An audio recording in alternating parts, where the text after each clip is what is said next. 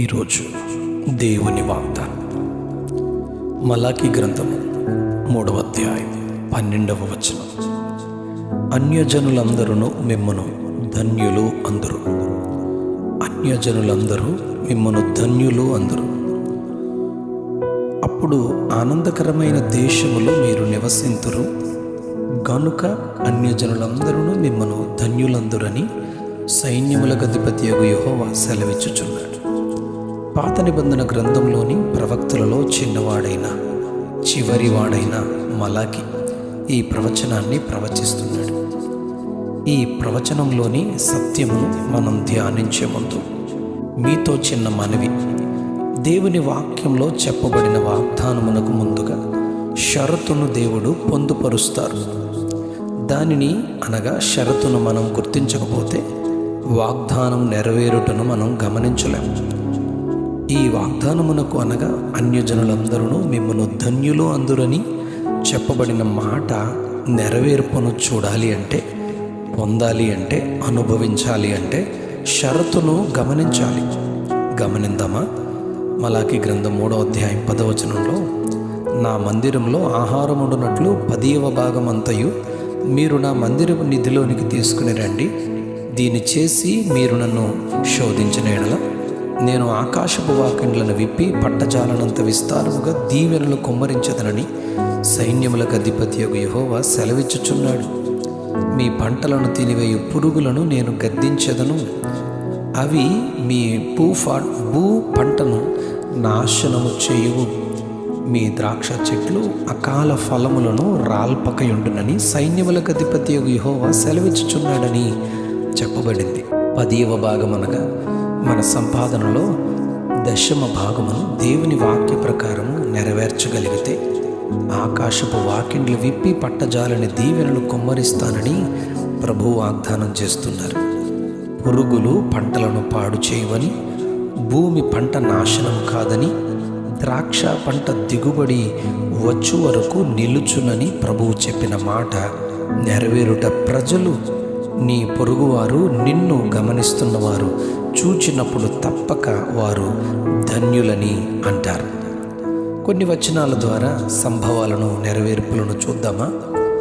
కీర్తనలు 72వ కీర్తన 17వ వచనంలో, అతని పేరు నిత్యము నిలుచును, అతని నామము సూర్యుడున్నంత కాలము చిగుర్చుచుండును. అతనిని బట్టి మనుష్యులు దీవింపబడుదురు, అన్యజనులందరూ అతడు ధన్యుడని చెప్పుకొందురు. ఇది ప్రవచన దీవెన అయితే దాని నెరవేర్పుకు దేవుడు ఇచ్చే షరతు 72వ కీర్తన 1వ వచనంలో మనం గమనిస్తాం. అది, దేవా, రాజునకు నీ న్యాయ విధులను, రాజకుమారునికి నీ నీతిని తెలియజేయము. నీతిని బట్టి ప్రజలకు అతడు న్యాయము తీర్చును. అతని దినములలో నీతిమంతులు వర్ధిల్లుదురు, క్షేమాభివృద్ధి కలుగును. దరిద్రులు నిరాధారులు మొరపెట్టగా అతడు విడిపించును. నిరుపేదల బీదల ప్రాణములను అతడు కనికరించి రక్షించును. అతడు చిరంజీవియగును. అతని క్షేమమునకై జనులు నిత్యము ప్రార్థన చేయుదురు. దినమంతయు అతనిని పొగడుదురు అని నీతిమంతుని గూర్చి, అతని తీర్పులను గూర్చి చెప్పబడింది. అందుకే అన్యజనులందరూ అతడు ధన్యుడు అని చెప్పుకుంటారని రాయబడింది. 26వ అధ్యాయం ఆదికాండం 2వ వచనంలో, దేశంలో కరువు వచ్చిన సమయంలో, అందరూ ఐగుప్తుకు వలస వెళ్తున్న సమయంలో ఇస్సాకుతో దేవుడు, నీవు ఐగుప్తులోనికి వెళ్ళక నేను నీతో చెప్పు దేశమందు నివసించుమని చెప్తారు. అలాగే ఇస్సాకు నిలిచి ఆ దేశమందు ఉన్నవాడై విత్తనము వేసి ఆ సంవత్సరము 100 ఫలము పొందినని చెప్పబడింది. అతడు మిక్కిలి గొప్పవాడగు వరకు క్రమక్రమముగా అభివృద్ధి పొందుచు వచ్చెను అని 26వ అధ్యాయం ఆదికాండం 12వ వచనంలో మనం గమనిస్తాం. ఇస్సాకుకు విరోధంగా ఉన్నవారు అబీమెలెకు రాజు, అతని స్నేహితుడు అహూజతు, అతని సేనాధిపతి ఫీకోలు గెరారు నుండి వచ్చి, నిశ్చయముగా యెహోవా నీకు తోడయుండుట చూచితిమి, నీవు యెహోవా ఆశీర్వాదము పొందినవాడవని చెప్పి ఇస్సాకు యొద్ద నుండి సమాధానముగా వెళ్తారు. దేవుని మాట వినేవారిని అనేకులకు దీవెనకరంగా ధన్యులు అని చెప్పేవారిగా దేవుడే చేస్తాడు. ఆదికాండం 39వ అధ్యాయం 9వ వచనంలో, పాపము చేయుటకు ఎన్నో అవకాశాలు వచ్చినప్పటికీ వాటిని ఎదిరించి తృణీకరించి నేనెట్లు ఇంత ఘోరమైన దుష్కార్యము చేసి దేవునికి విరోధముగా పాపము కట్టుకుందునని ఇంట నుండి పారిపోయి చెరసాలలో పెట్టబడిన యోసేపును తగిన సమయంలో దేవుడు రాజునొద్దకు తీసుకుని వెళ్ళి రాజు కలభావమును చెప్పినప్పుడు రాజు తన మంత్రులతో ఇలా అంటాడు, అధికారులతో ఇలా చెబుతాడు, ఇతని వలె దేవుని ఆత్మగల మనుష్యుని కనుగొనగలమా అని చెప్పి యోసేపుకు రాజ్యంలో ఒక అధికారిగా, ఫుడ్ మినిస్టర్గా ఫరో నియమించినట్లుగా 41వ అధ్యాయం ఆదికాండం 38వ వచనంలో మనం ధ్యానిస్తాం.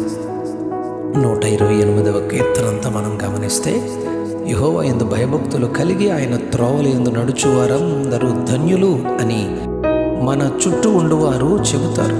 అలాగే అతడు ధన్యుడని, భార్య ఫలించు ద్రాక్షవల్లి అని, భోజనపు బల్ల చుట్టూ పిల్లలు ఒలీవ మొక్కల వలె ఉంటారని, చేతులు కష్టార్జితము తాను అనుభవిస్తాడని, పిల్లలను చూస్తాడని, ఇశ్రాయేలు మీద సమాధానం ఉంటుంది అని, లోకములో ఉన్నవారందరూ చూచి ధన్యులు అని చెప్పుకుంటారని వాక్యం బోధిస్తుంది. కనుక దేవుని వాక్యాన్ని ఘనపరిచి 10వ భాగము దేవునికిచ్చి ధన్యులని అందరితో చెప్పబడే ఘనమైన స్థితిని ఆయన సన్నిధిలో పొందుకొందుము గాక.